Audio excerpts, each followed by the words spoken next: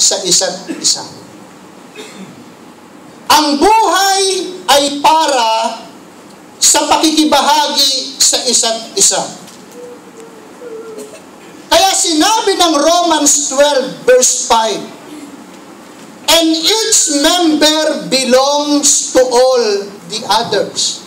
Ang katabi mo ay hindi iba sa iyo. Sabihin mo, hindi ka iba sa akin. Hindi ka iba sa akin. Sabihin mo, ang pagkakaiba lang natin, yung ilong mo. Hey, listen. Ano tayo? Tingnan na ilong ko. Okay? Ano pang pagkakaiba? Kulay. Okay? Basically, marami tayong pwedeng maging pagkakaiba. But spiritually, listen. Sabi dito, each member belongs to all the others.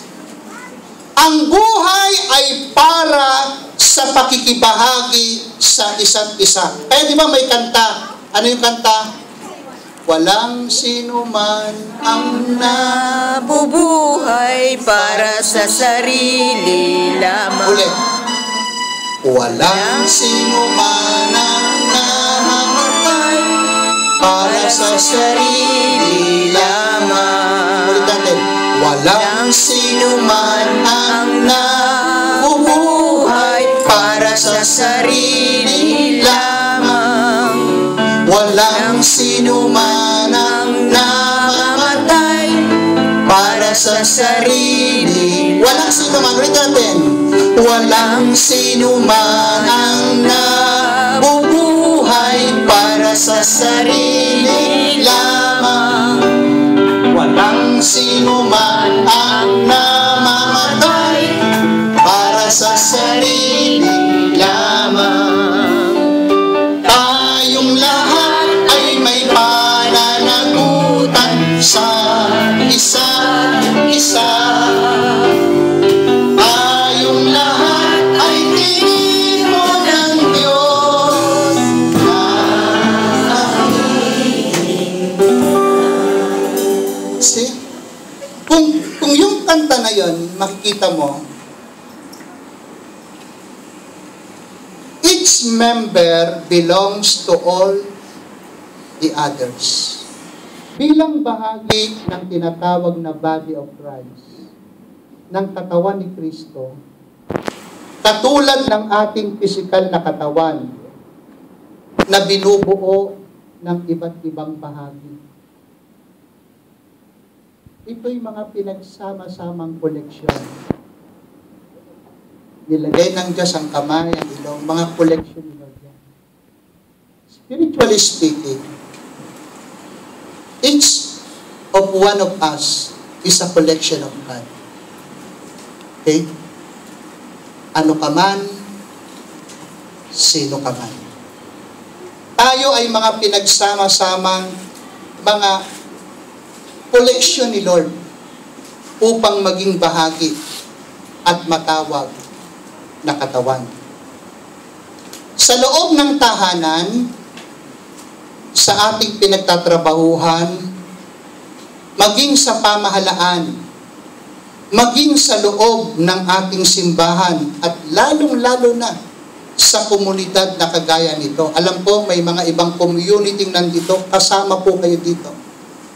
You have your own community that God gives you, na ibinigay sa inyo ng Diyos. Katulad ito ng katawan na kailangang gumawa ng sama-sama sa ikauunlad ng katawan. For example, this event, hindi ito kayang gawin ng isang tao. Nagtulong-tulong lahat. Yung iba, sumakay ng bus, nagbayad sa bus, nagtiis. Nakihingi na ng pagkain yung iba dahil wala pang ang sweldo. Pero lahat ng ito, ginagawa natin ito sapagkat hindi nga mabubuo ang katawan kung walang kamay. Amen. Hindi mo siya matatawag na katawan kapag may kulang. So makikita mo, ang bawat isa sa atin, maging yung community na nandito ngayon, iba mang community ninyo, pero nasa loob ng Catholic Church, tayo ay iisang katawan at inilagay tayo ng Diyos sa ganitong bagay para sa ikauunlad ng community kagaya nito. Amen. Dito nagiging makapangyarihan. Kaya tayo pinagsasama-sama ng Diyos. Kaya tayo, subukan mong naglakbay ka, nag-iisa ka lang sa bus, tapos tsaka yung driver. Sige nga, mga taga Singapore, mga JB, subukan mong pumunta ka dito. Ang nakasakay sa bus, ikaw lang, tsaka yung driver. Pag hindi sabi mo sa driver, balik na tayo. Diba? Iba yung nagagawa ng marami. Amen. Iba yung nagagawa ng sama-sama. Amen. Kaya tayo pinagtitipon ng Diyos. Kaya makikita mo, yung pagkilos ng Panginoon, ginagawa niya ito, tinatouch niya yung puso natin. Yung iba sa inyo, sa totoo lang, nawala na nga sa isip tong anibersaryong ito eh. Diba? Nagulat ka pa, ay oo nga pala. Pero yun ay bahagi pa rin ng kilos ng Panginoon, sapagkat gusto niya na makita mo yung kahalagahan ng magiging presensya mo rito. Amen. Ng magiging presensya mo. Kasi yung bawat galaw mo rito, yung paghahagis mo ng panyo, kung may baguhan dyan, yung paghagis mo ng panyo, pwedeng gamitin ng Diyos sa kanya yan para i-touch siya. You see? May panyo ba kayo? Amen. Labas nyo nga. Bibilang ako ng 3. Ihagis nyo. Okay ha? Sige, ihagis nyo lang ha. Pabalik din. Hindi, bibilang ako 3. Okay. Ihagis nyo ng 3 ulit. Okay ha? Pagbilang ko ng 3, ihagis mo ng 3 ulit. Are you ready? Amen. Okay. 1,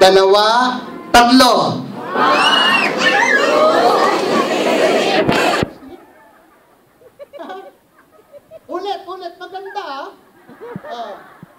bibilang ko ng 3, ihagis mo ng 22. Okay Sige. Alam nyo, may nagpatotoo niya sa luneta, baguhan mo siya. Habang winawagayway daw yung panyo, hindi naman yung nahagis, winawagayway. Papalapit daw siya, ang tingin niya raw mga kalapating nagliliparan. Imagine that. Natatandaan ko noon, isa ako sa nagwawagayway ng panyo noon. Meaning, ginamit ako doon. Kasi, yun yung mga parte na yun eh. Okay? Are you ready ha? Okay. Pagbilang ng 3, 22 ha? Okay. 22 hagis. Huwag mo nang taasan, basta lumagpas lang sa ulo mo. Okay? Are you ready? So, lahat ng nagtaas kanina na may karamdaman, lalo po kayong mga bago, paglabas mo sa mga pintuang yan, saan ka man lumabas na pintuang dyan, pinagaling ka na ng Panginoong Jesus. Okay. Sa pamamagitan ng ating pagkakaisa ngayon, meron dito ngayon, may binabalak na hindi maganda sa buhay. Paglabas mo rito sa mga pintuang yan, yung maganda mong hindi balak, gaganda na ang balak mo. Amen. Okay, are you ready? 22 ha? 1. Samahan natin ang instrumento. Pagbilang. Okay ha? 1, 2, 3.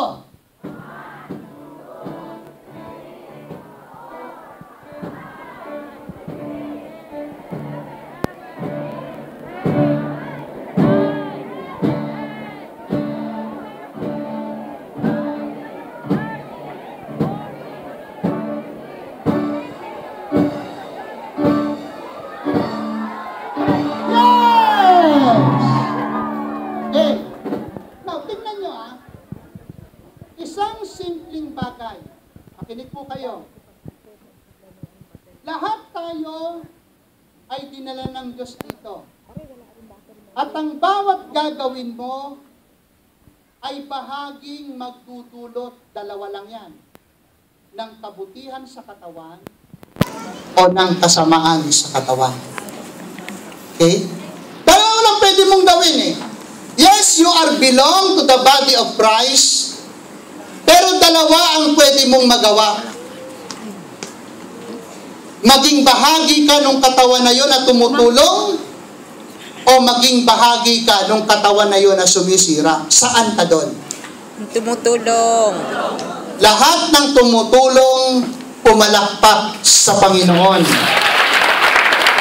So, lahat ng ito ay para sa ikauunlad ng body of Christ.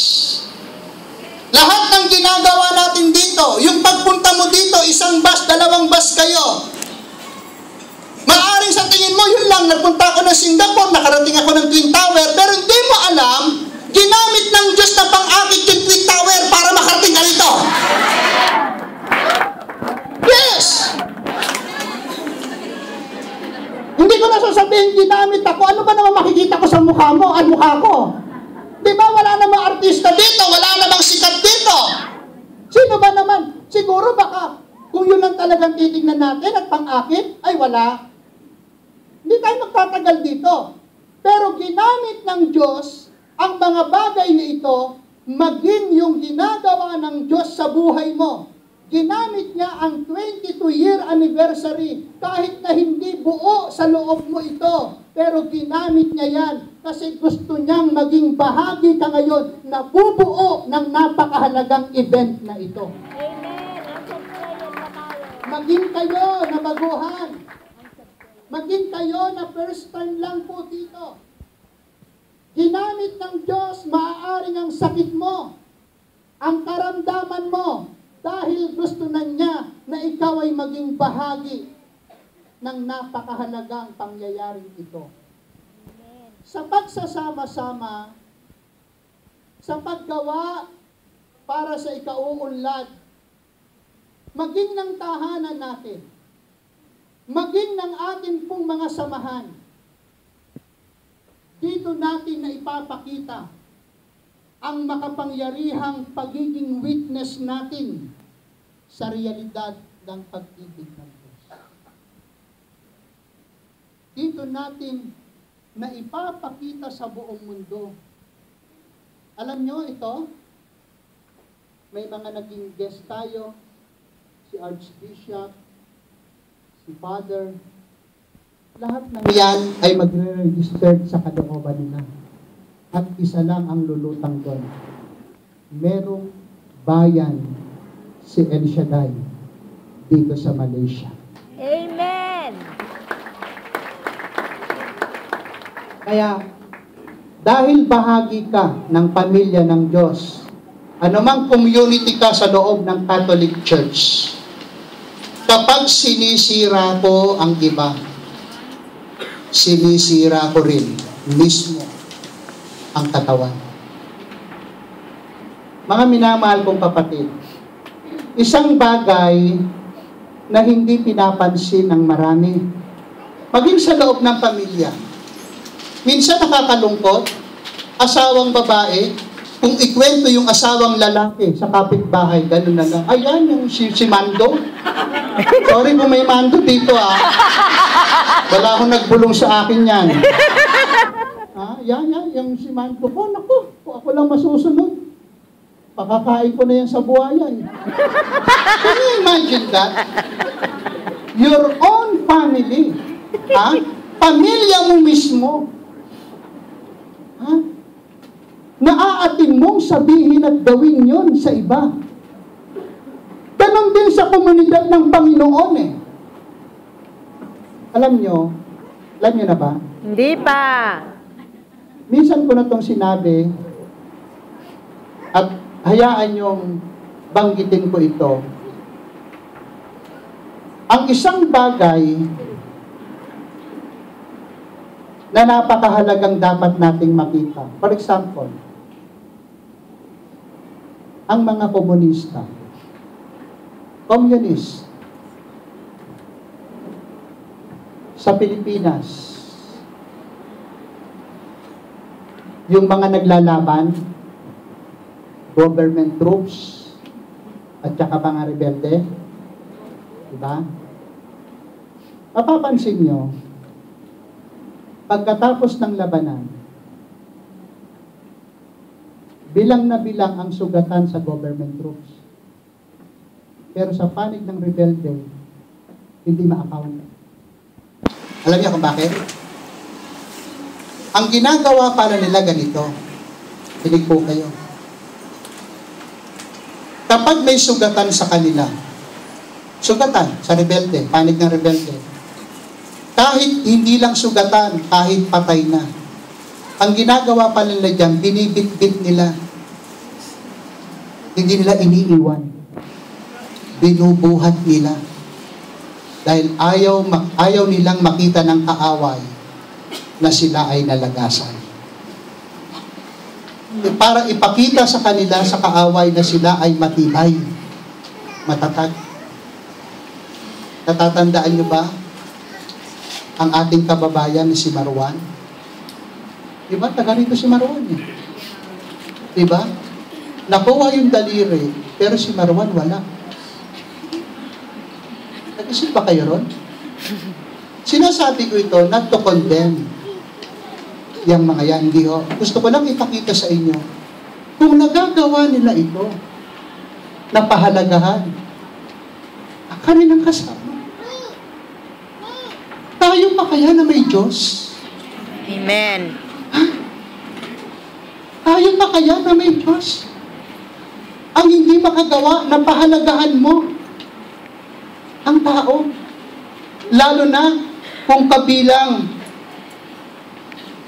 sa pamilya ng Diyos. Hindi tayo dapat natutuwa eh. Kung may kasamahan tayong sinisira ng iba eh.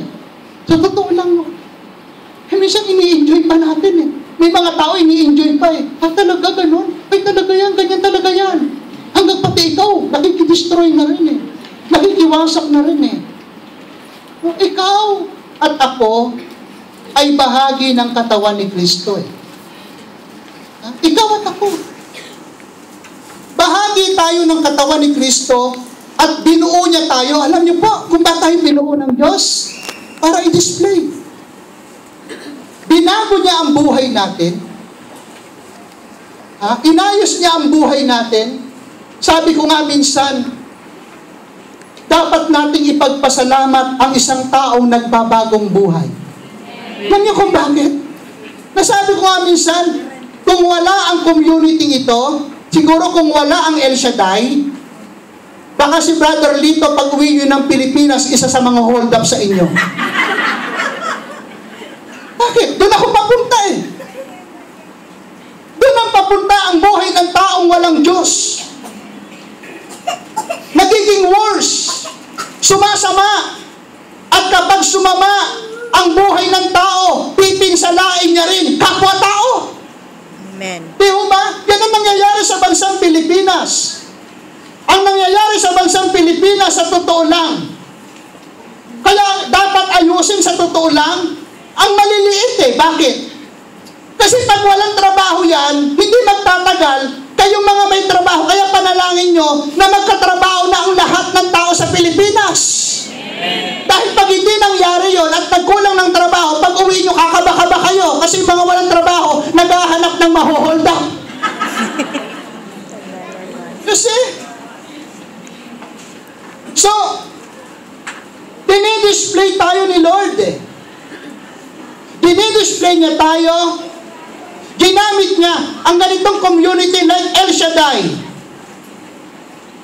like Couples for Christ, like Prex, like Region of Mary.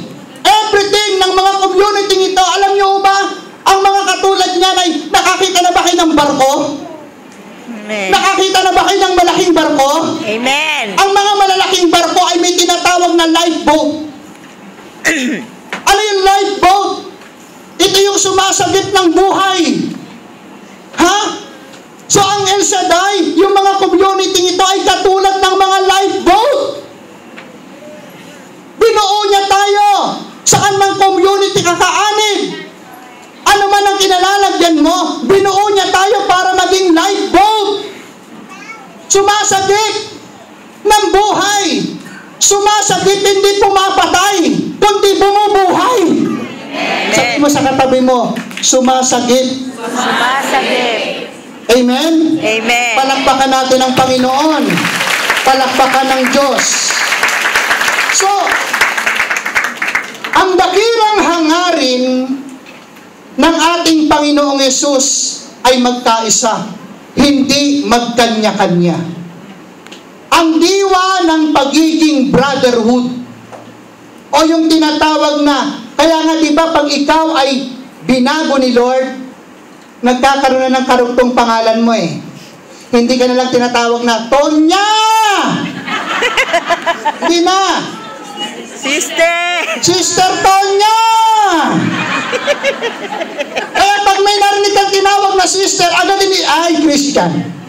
Tama, no? Amen. Pag may hindi na tatawag isa, Tonyo! Hindi na, Brother Tonyo! Pag narinig mo yung brother, nangangahulugan na yung taong yan ay bahagi ng body ni Kristo. Amen. Ha? Tinawag, Brother Tonyo, Brother Tonya! Nung tawagin Sister Tonya! Nung tawagin Sister Tonya, saan? O alam mo, yung kapitbahay namin?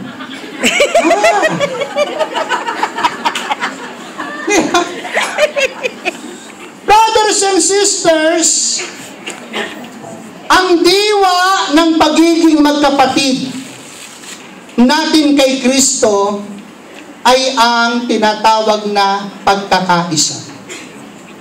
Kapag sinira mo ito, pakinig po kayo, kapag sinira mo ito o nagiging dahilan ka ng pagkawasak ng anumang ugnayan, kapag sinira mo ito, para mo na rin tinanggal ang puso mula sa katawan ni Kristo. Kaya pag ikaw ay nagiging dahilan ng pagkakabahabahagi, kapag ikaw ay nagiging dahilan, saan man, anumang komunidad meron ka, sa trabaho mo man, malaking pananagutan ang haharapin mo sa Diyos. Ang sabi ng Bible, mas maigi pa raw na ang tao'y bitina ng gilingang bato na nagiging dahilan ng pagkakabahabahagi o ng kasalanan. Can you imagine yung bagay ngayon? Dahil ang diwa ng pagiging magkapatid natin ay pagkakaisa. Hindi po pwede yung hindi, okay lang. Kaya nga pagkatapos nito, sabay-sabay tayong kakain. Malalaman mo dyan yung nag-uunahan. Malalaman mo dyan yung nagbabrother-brotheran lang. Tsaka yung nagsisister-sisteran. Ha? Mamaya, ma-observe mo yan. Pero ako naniniwala, lahat tayo ngayon ay ihipuin ng Panginoon para makita natin na mahalaga ang katabi mo. Hindi lang ikaw. Palakpakan natin ng malakas ang Panginoon. Tandaan natin na ang buod ng niloloob ng Diyos na ibig niyang maranasan natin ay yung sama-samang pamumuhay para sa Kanya. Yung gumagawa ka para sa Kanya. Yung habang naglalampaso ka ng sahig para sa Kanya. Hindi yung habang naglalampaso ka ng sahig, tinitingnan mo yung kasamahan mo, parang gusto mo rin ilampaso.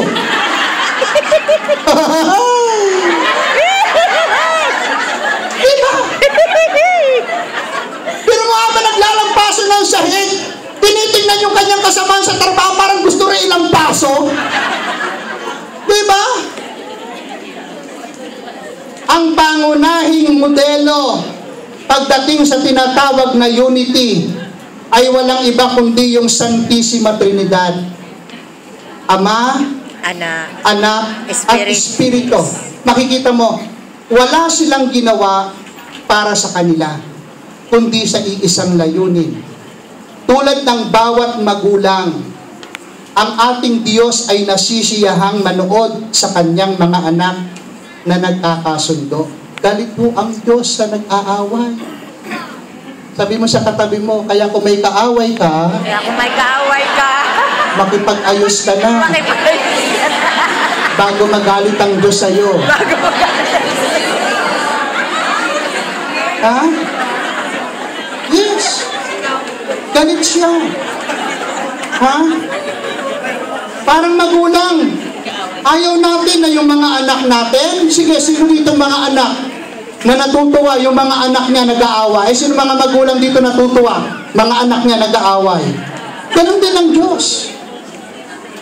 Habang pinatatagal mo yung sigalot sa puso mo, pinatitindi mo rin yung bigat sa buhay mo. Kasi ilalayo ka yan eh.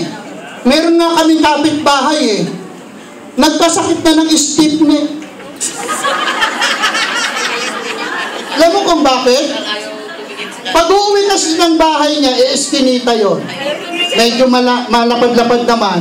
Yung kapitbahay niya, dito nakatira, pag ganun siya.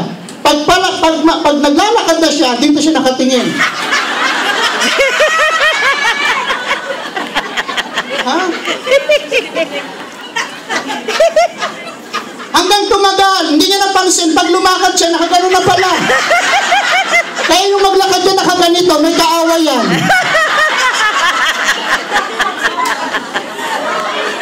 Oo.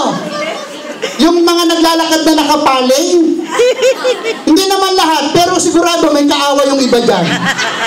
Diba? So, ang mga magulang, hindi tayo natutuwa. Anak natin nag-aaway? Hindi. Ang hangarin natin sa ating mga anak, nasisiyahan tayong manood sa ating mga anak kapag sila'y nagkakasundo. At nagiging mabigat para sa atin kapag sila'y nag-aaway. Ang damdamin iyan ay damdamin din ng Diyos.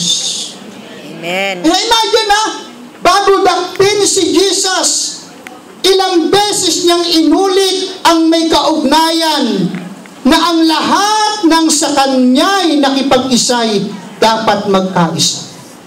Imagine yung damdamin mo sa mga anak mo na ayaw mo silang hindi magkakasundo, damdamin din ng Diyos yan. Kaya nga upang matamo natin ang biyayang dulot ng pagkakaisa sa tahanan, sa trabaho, sa alinmang samahan, at higit sa lahat, sa pamilya ng Diyos. Para makamit natin ito, we must view ourselves within the body and how we view others. Anong ibig sabihin nito, mga kapatid ko? Pakinggan nyo.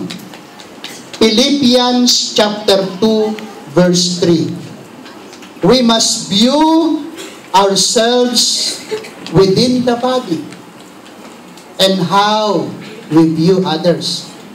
Tingnan mo katabi mo. Maganda tingin mo kasi kasundo mo. Okay.